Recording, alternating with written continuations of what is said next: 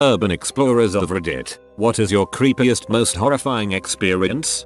I went to the abandoned living complex in PA called Concrete City, walked around a bunch of the buildings and stuff. At one point, one of my friends yelled, "Rich, come here." I ran over and there they were, two little kittens in a staircase with the word "Cloud Swag" spray painted above them. We brought them home and I kept one. He still terrorizes me every day. 3.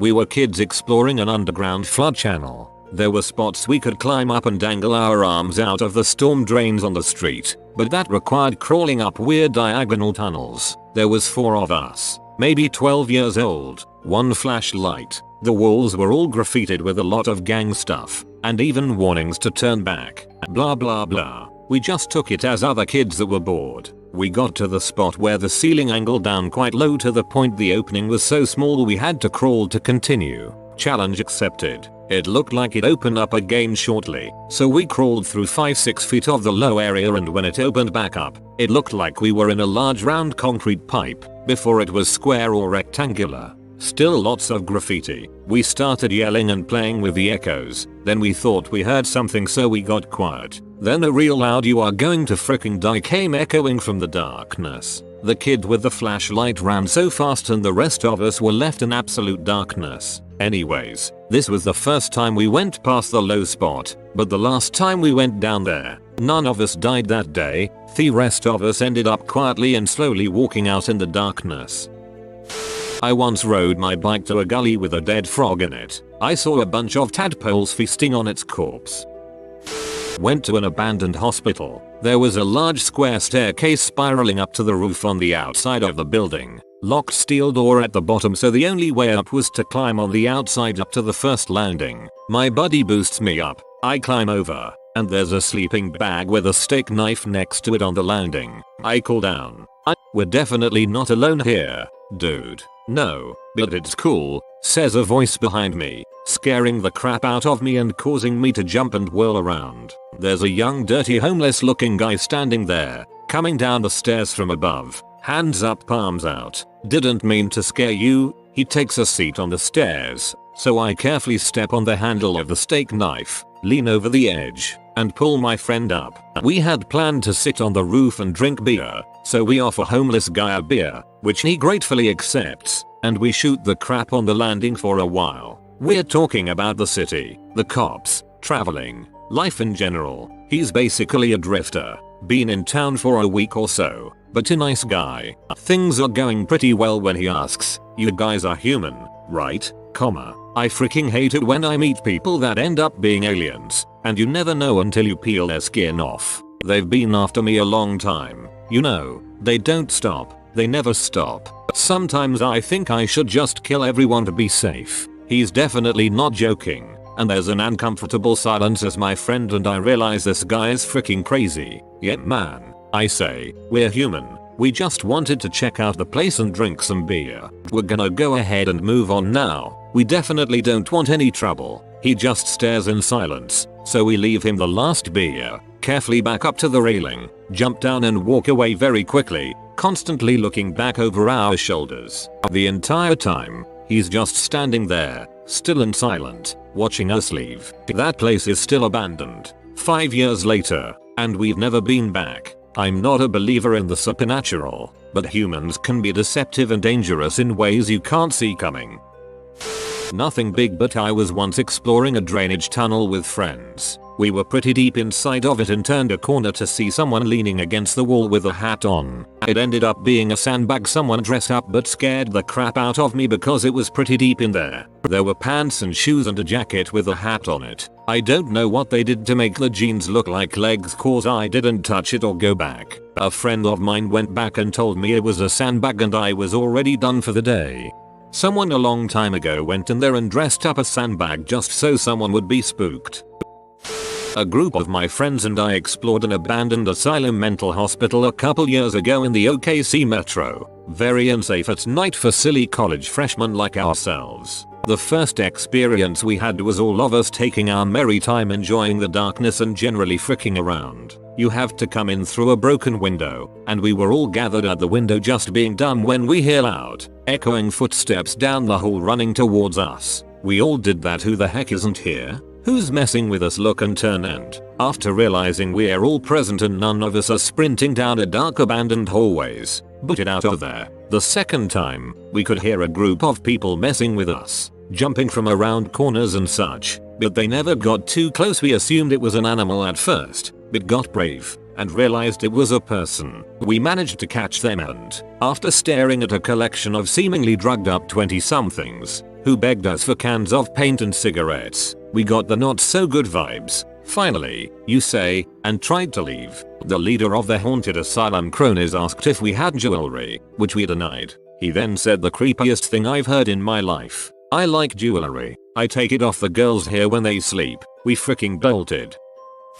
My friends who always go exploring told me about this time they were just following a trail that went into the hills, and after almost reaching the freeway, they ended up near an old closed up train tunnel. They were able to squeeze through some loose fencing, and after wandering through with nothing of interest, they eventually came to a bunch of shipping containers. They told me that when they glanced inside, they saw a ton of guns and ammo in one and just a crap ton of heavy boxes in the rest. After a few minutes of checking it out, they heard voices from further down the tunnel coming closer, so they got out of there. They also said it almost smelled like the ocean towards the end, so the tunnel might have let out near the beach. Rural area. Landscape photography. Happen upon a long abandoned house and set up to snap a few images. Look in window. It is perfectly furnished. Piano, with music open. Fishing gear. Wood stove with firewood nearby. Magazines on coffee table. Jackets on coat rack. Roll top desk. Open with neatly stacked papers. Family photos. Small kitchen table with red top and matching chairs. And one is pulled out. It was all covered in inches of dust. It looked like someone walked out in 1950 and never returned. I drove a friend who was doing genealogy research on his family tree to an old cemetery that had individual family mausoleums, granite, with bronze doors and stained glass windows, for those who could afford them back in the day. It had been decades since his family mausoleum door had been unlocked and opened, so the caretaker had a hard time with the skeleton key trying to make the lock work. Finally, once we got inside, we discovered that a window on the backside, along the cemetery property line, back to back with a garage, so you couldn't easily see it, had been broken and vandals had entered through the rear. Sadly, they had pried open the sealed lids on several marble vaults and removed some of the remains, along with rings that had been entombed with the bodies at the time. Dang, this one is way more sad than spooky. Went to a closed up mental hospital in my city with some friends at night. Everything was cool until we got to the basement, where there were 5-meter wide and 4-meter high lit tunnels going far to both directions. We headed down one end and found a huge active generator. Then we went the other way, and as we were about to hit another intersection, we saw 2 men wearing full green attire and face masks walking at the end of one of the corridors at 2 AM. We got out of there real quick. Went to an abandoned retirement home assisted living facility. Turns out it became the home to a group of crazy homeless MH addicts and one very angry raccoon. They did not like trespassers. Guardians of the Galaxy have fallen on hard times. I was exploring a certain abandoned mill near a large city on the coast with a friend. We snuck in, messed around a bit, and realized that we only had one flashlight. Took turns. Weird noises. Dark inside because there's no power. Evidence of homeless occupation and empty needles. Real horror game material. We come up stairway and turn a corner. Ahead is a walkway bridge, aka the way to the rest of the building. To the right is a pitch black room that doesn't feel very nice. As we walk towards the bridge, the flashlight picks out a sign that says to heck and points towards this dark room. We didn't go in. Didn't feel right. We didn't do in. That's how you level up in that game. My friends and I used to explore this old factory processing plant. No idea what it was originally. Anyway, it had lots of underground sections which were pitch black even a couple of meters from the entrance, but which also required going down a flight of stairs. One time we found a burned out car 2-3 levels down. No idea how it got in there, but that was kinda creepy. Another time we found a hole. We didn't bring torches, flashlights, with us because we're idiots, but we had lighters and were trying to figure out what the hole was or if it could lead anywhere. We put a stick in there and it ended up being at least 6 feet deep, but we also learned that it was full of some liquid and if we had fallen in could have easily drowned in the dark. Another time we went a couple of levels down and one of us at the bottom started screaming shrieks of absolute terror and the rest of us thought we were all going to be murdered. We all started running. Everyone was screaming at this point. There was this sludgy crap on the ground and some of us slipped and fell just like in a goddamn horror movie, slipping and sliding, our limbs out of control. Again, there's 6+ people screaming bloody frickin' murder with absolute fear and terror on their faces, so we all thought we were going to get murdered. Turned out a bird had made a nest down there and my sister got spooked and my friend screamed like a bee. Korkawa dirty men. Exploring an abandoned construction site. It's a site out in redneck country that's got a bunch of old construction vehicles getting overgrown with plants and my GF and I decided to go check it out, see what it's all about. We look around and don't see a whole lot. It's about to rain so we decide to head out. As we are getting in my car my GF freezes and says there's a guy in the woods watching us. I crap myself and ask if she's sure. She repeats herself and says he saw her see him and laid flat on the ground to hide himself. Noped out of there real freaking quick. I was at Liban Quarry earlier on in the year. I heard laughing in the distance so turned around to see a fox just sitting there staring at me. Heard laughing in the other direction so turned around. Nothing. Looked back at the fox to find it was gone. Nope the frick right out of there.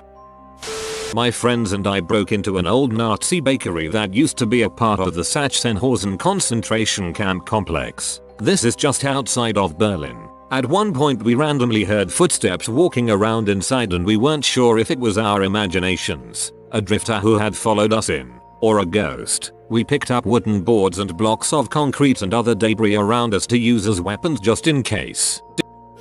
Found a stash of small baggies while exploring the woods and we came across a hidden treehouse with a bunch of pea and needles. This is the goodest flyboy. He will bring you 10 years of happiness in exchange for a like on this video. If you are new to the channel, you can subscribe. I publish new videos every day. Until then, check another video, or don't. Either way, have a great day you magnificent people.